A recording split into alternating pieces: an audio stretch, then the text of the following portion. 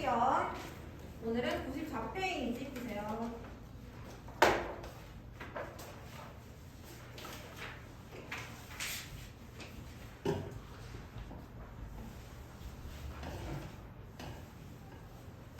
파동 에너지에 대해서 할 거고요. 파동 에너지. 자, 우리가 파동이 전달이 될 때 보통 매질을 통해서 전달이 된다고 했어요. 근데 파동이 진행이 됐어. 진행이 됐는데 매질 이동해 안 해? 매질에 이동 안 하죠. 대신 뭐가 이동한다고 배웠어?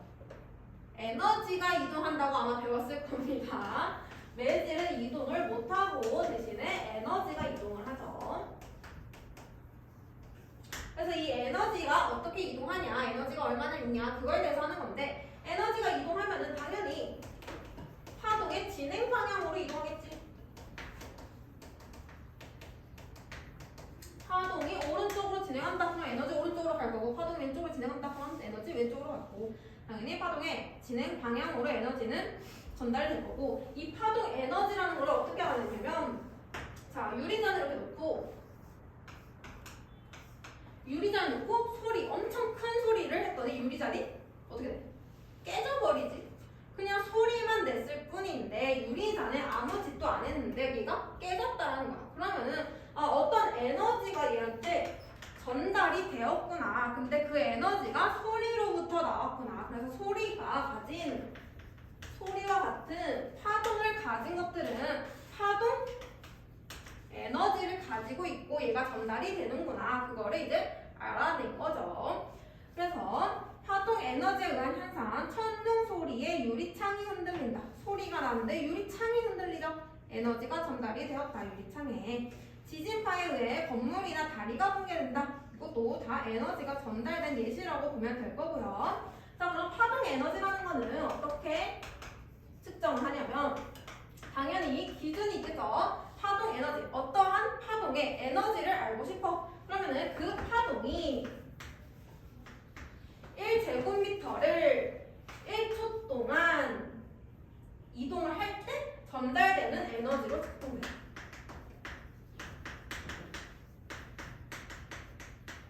어떤 파동의 에너지를 측정할 때는 1제곱미터의 면적만큼을 1초 동안 통과할 때 전달되는 에너지, 이거를 기준으로 삼고, 그러면 파동 에너지, 파동마다 에너지 가진 정도가 다르겠지? 그래서 당연히 파동의 진폭이 크면 얘가 크게 진동을 하는 거죠. 진폭이 크면 클수록 에너지는 더 많이 가지고 있게 되고요. 그 다음에 얘가 빠르게 진동을 해. 진동수가 클수록, 주기는 작고 진동수는 클수록 당연히 에너지 많이 가지고 있죠. 그래서 이 에너지는 진폭이랑 진동수와 관련이 있습니다. 그래서 파동 에너지 기호 I로 사용을 하고요. 이 I라는 거는 진폭의 제곱에 비례해요. 진폭에 비례하는 게 아니라 진폭 제곱에 비례하고, 그리고 진폭하기 진동수 제곱에 비례합니다. 그래서 진폭 클수록 에너지 크고 진동수 클수록 에너지 커진다 라고 생각하면 되고, 기호로 나타내면은 진폭의 기호 뭐야? 뭐야? 까먹었어? 파장 기호 뭐야?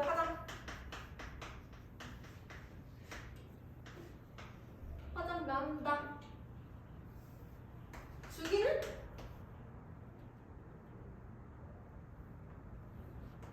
T 까먹었어요. T.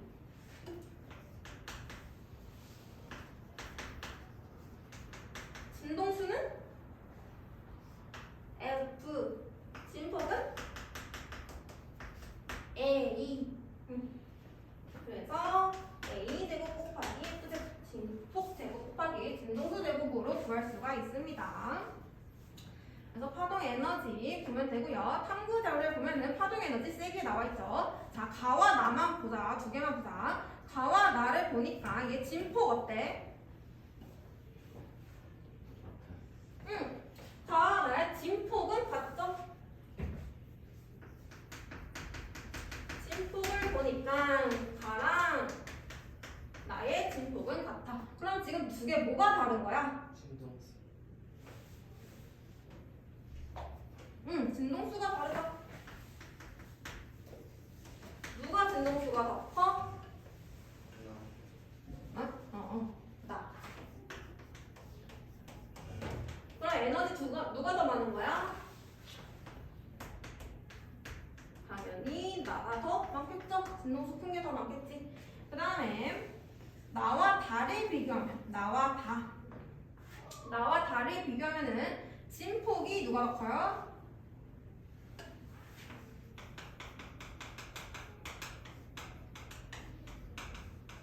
진폭은 다가 더 큰 거 보이세요? 집중하세요. 승주야. 안 보고 있어? 자, 보면은 나 다 보면은 진폭이 다가 더 큰 거를 볼 수가 있고요. 그 다음에 진동수는 어때? 나와 다가 지금 똑같죠? 이거 이해 안 되면은 저번 시간 수업이 이해 안 된 겁니다. 알겠죠? 지금 내가 하고 있는 게 이해 안 되면은 저번 시간 거를 다시 복습하셔야 된다는 얘기예요. 자, 그 다음에 이번에 가와 달이 비교해보면은 가와 다 진폭이 누가 더 커? 가랑 달을 비교하면은 진폭은? 다가 더 크고 진동수는? 다가 더 큰 거를 볼 수가 있겠죠. 그래서 에너지는 나가 가보다 많았고 나와 달을 비교하면은 에너지는 당연히 진폭이 큰 다가 더 많을 것이고 그 다음에 가와 달을 비교해보면은 당연히 가보다 다가 에너지를 더 많이 가지고 있다는 거를 볼 수 있겠죠. 그래서 가나 다 전부 같이 비교를 해주면은 가가 가장 작고 그 다음이 나, 그 다음이 다 이렇게 할 수가 있겠죠. 그래서 에너지 볼 때는 진폭이랑 진동수 두 개 비교하시면 됩니다. 그래서 에너지를 했고요. 이번에는 4번 거리에 따른 파동 에너지의 세기를 볼 거예요. 자, 그런데 파동에는 두 가지 종류가 있는데 종파, 평파라고 파동의 모양에 따라서 평면파가 있고 구면파가 있어요. 평면파는 여기서 처음에 진동이 시작됐으면은 얘는 그대로 평면으로 가는 거야, 파동이. 근데 구면파는 어떤 거야? 여기서 진동이 시작됐으면 얘는 동그라미 모양으로 파동이 가는 거죠. 그래서 평면파와 구면파로 나눌 수 있는데 지금 보니까 아까 파동 에너지는 단위 면적이랑 시간에 따라서 측정을 한다고 했어요. 그러면 똑같은 파동을 측정을 할 건데 평면파 같은 경우에는 거리에 따라서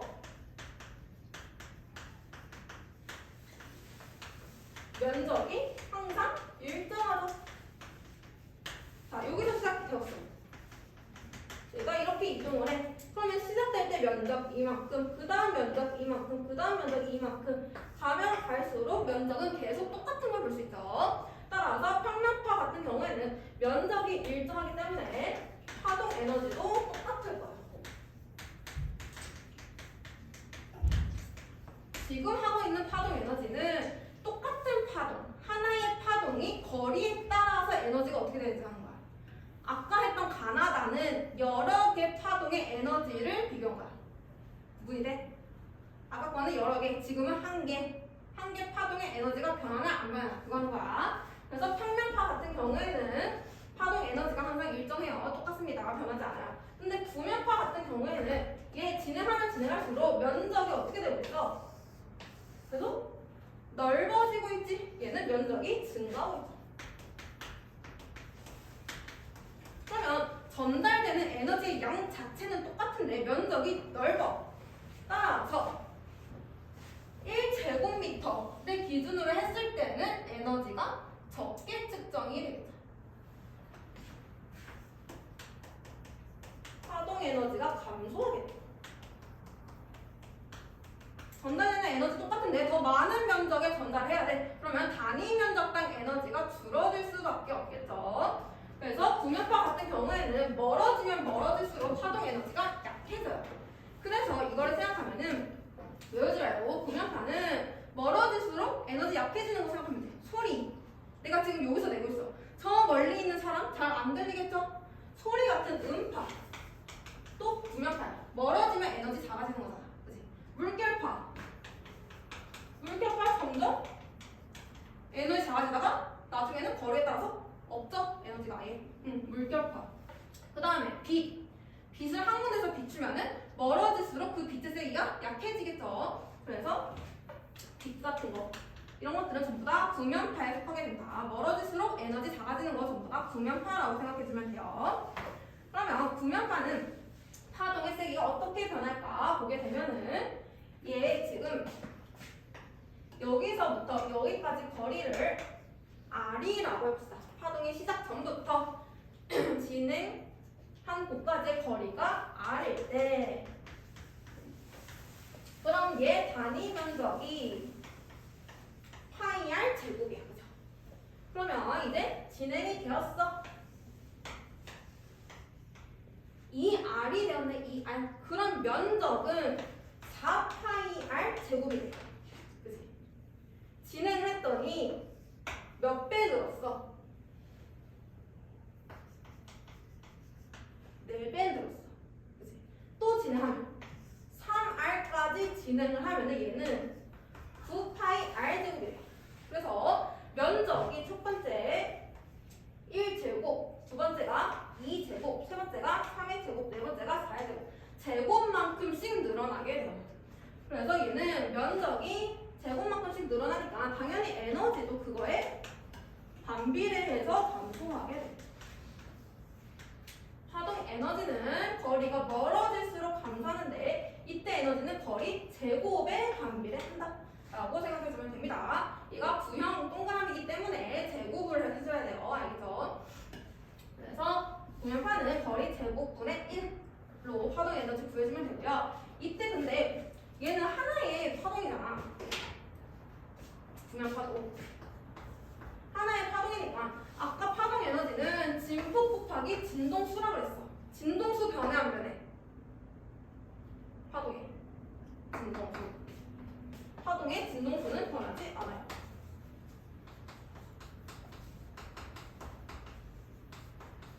혹여나 다른 매질을 만나면서 속력이 달라지더라도 속력이 달라질 때도 진동수와 주기는 안 변한다고 배웠을 거야. 저번 시간에.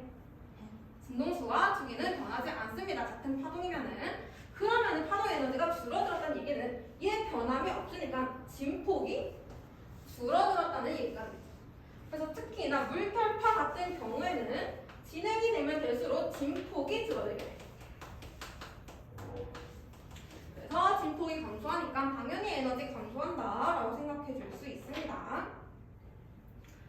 그래서 거기 책에 3번 파동 에너지의 세기가 감소하는 예시 광원으로부터 멀어질수록 어둡다. 지진이 발생한 곳으로부터 멀어질수록 피해가 작다. 소리가 발생하는 곳으로부터 멀어질수록 소리가 잘 들리지 않는다. 전부 다 에너지 줄어드는 경우 나와 있고요. 빛, 지진파, 음파 예시 다 나와 있는 거 볼 수 있겠죠. 괜찮죠? 넘어갈게요. 96페이지.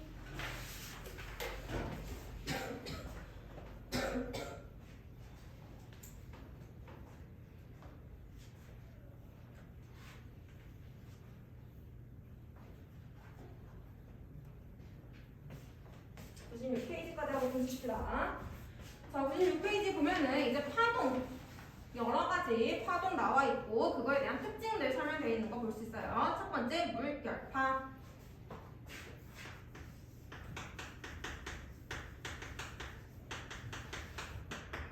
물결파는 당연히 매질 물을 사용하게 될 거고요. 이때 물결파가 진행할수록 얘는 구면파라고 그랬죠. 구면파기 때문에 진폭이 감소하게 돼요. 진행할수록 진폭이 감소하게 되고 진동수와 주기는 어떻다고? 일정하다고. 진동수와 주기 일정하고 그리고 물의 깊이가 같으면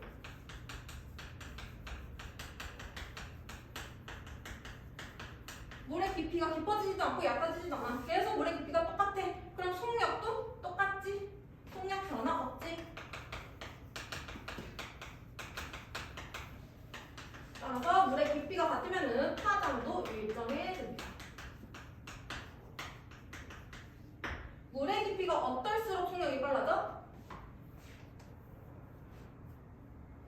깊을 때 빨라져, 얕을 때 빨라져? 물은 깊을 때 빨라져요.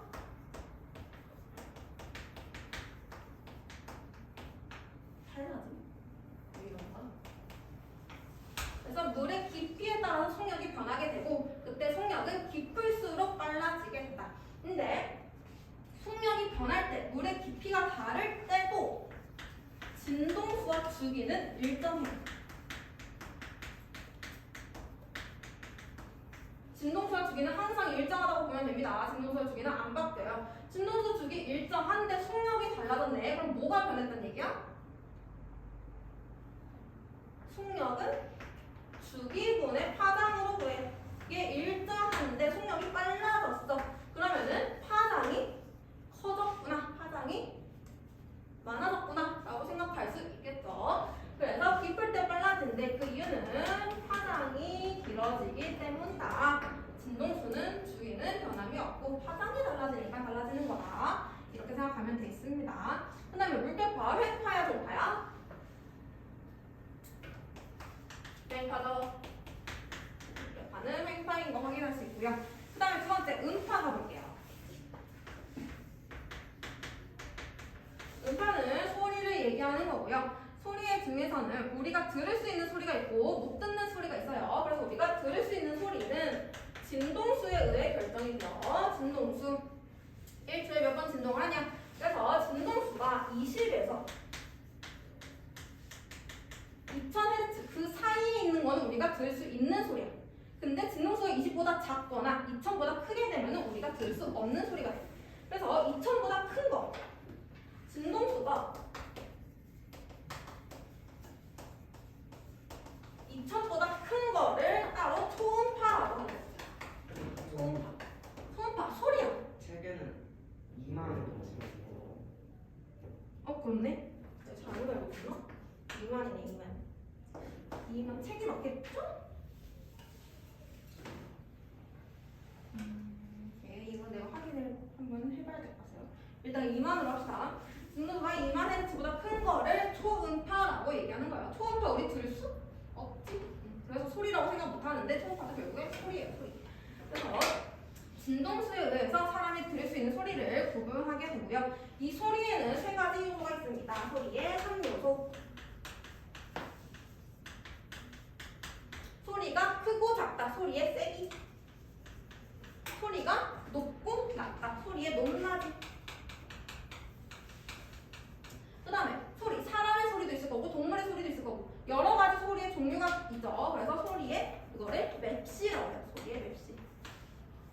그래서 이 세 가지가 왜 달라지는 거냐면 파동이 달라지기 때문에 달라지는 건데요. 소리의 세기, 세기는 파동의 진폭에 의해서 결정이 돼요. 진폭. 그래서 진폭이 크면 클수록 세기는 세져요. 진폭이 클수록 세기는 세져. 알겠죠? 소리의 높낮이. 소리에는 도레미파솔라시도 여러 가지 음이 있죠. 그래서 높낮이는 진동수에 의해서 결정해요. 진동수가 클수록 높은 소리를 내게 됩니다. 높은 소리는 진동수가 큰 거. 그 다음에 맵시. 맵시는 소리의 다양한 거. 이거는 파형, 파동의 모양. 그래서 사람이랑 동물의 파동은 다르게 생겼어. 그 모양이 달라. 그래서 다른 소리가 나는 거예요. 그래서 파형이 달라서 맵시가 달라진다. 이렇게 생각하면 되고 이거를 애들이 외우기를 힘들어. 헷갈려서. 그래서 세기 두 글자, 진폭 두 글자, 높낮이 세 글자, 진동수 세 글자. 그래서 글자 수로 기억하면 훨씬 기억하기 쉬운데 지금 책에는 소리의 높이라고 되어 있어. 높이라고 기억하면 높이 두 글자니까 진폭으로 헷갈린다. 높낮이라고 기억하세요. 높낮이. 알겠죠? 그래서 높낮이는 진동수, 세기는 진폭, 맵시는 파형. 소리의 3요소 한 번씩 확인해 주시고요. 그리고 나서 3번 지진파 나와 있죠. 지진파.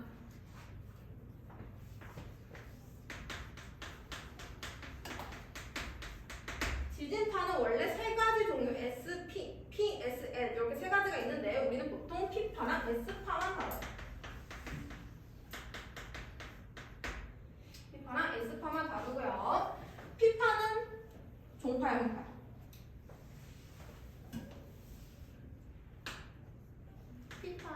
동파죠. S파가 행파야. 그 다음에 지진파의 매질 뭐야? 당연히 땅. 땅이 될 거고 지진파도 구면파죠. 얘도 멀어지면 멀어질수록 에너지 작아지는 거다라고 생각해주면 될 거고요. 그 다음에 4번 전자기파. 전자기파는 중요해요. 별표.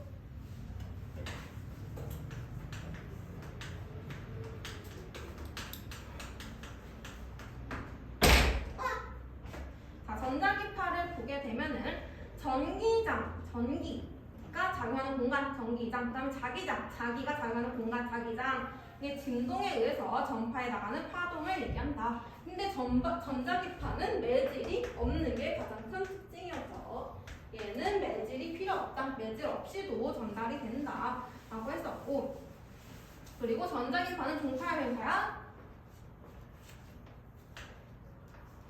횡파죠, 횡파. 전자기파 횡파고요. 그다음에 전자기파를 다시 나눌 거예요. 나눌 거고 밑에 지금 전자기파의 종류가 나와 있는데 어떻게 나누냐면 파장에 따라서 나눕니다. 파장이 짧은 것부터 파장이 긴 걸로 나눕니다.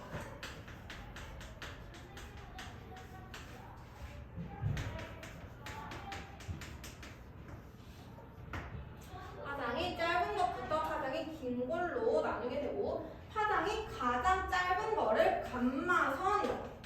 전자기파 중에 파장이 가장 짧은 거 감마선. 감마선 다음이 X선. 엑스레이 찍는 거, 엑스레이 찍을 때 이거 이용해요. 감마선은 항암 치료할 때 많이 이용을 합니다. X선, 그 다음이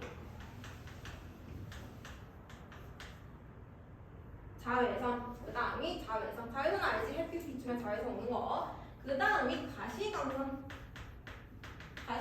우리 눈에 보이는 빛, 우리 눈은 볼 수 있는 거를 가시광선. 가시광선보다 긴 게 적외선.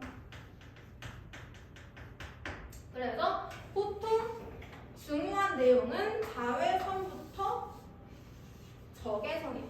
적외선. 그 다음에 뭐 전파 이런 거 있는데 이런 거 별로 안 중요하고요. 자외선, 가시광선, 적외선 이 세 가지를 가장 중요하게 다루고요. 자외선이 파장이 가장 짧은 거, 적외선이 파장이 가장 긴 거라고 생각하면 되고, 가시광선을 보게 되면은 가시광선에는 여러 가지 색들이 있지. 뭐 빨간색, 파란, 뽀 여러 가지 색들이 있는데 그 중에서 빨간색이 파장이 가장 길어요. 빨간색이 파장이 가장 길고요. 보라색 쪽으로 갈수록 파장이 짧아져.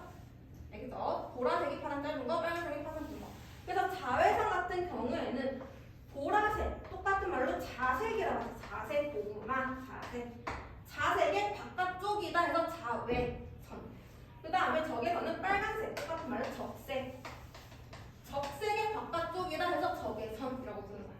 그래서 자외선, 보라색, 빨간색, 적외선 이렇게 기억하고 있으면 조금 더 쉬워요. 그 다음에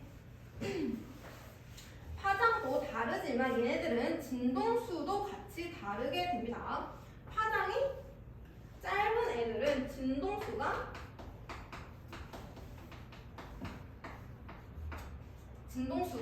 커요. 그래서 파장이 짧을수록 진동수는 크고 파장이 길수록 진동수는 작아진다.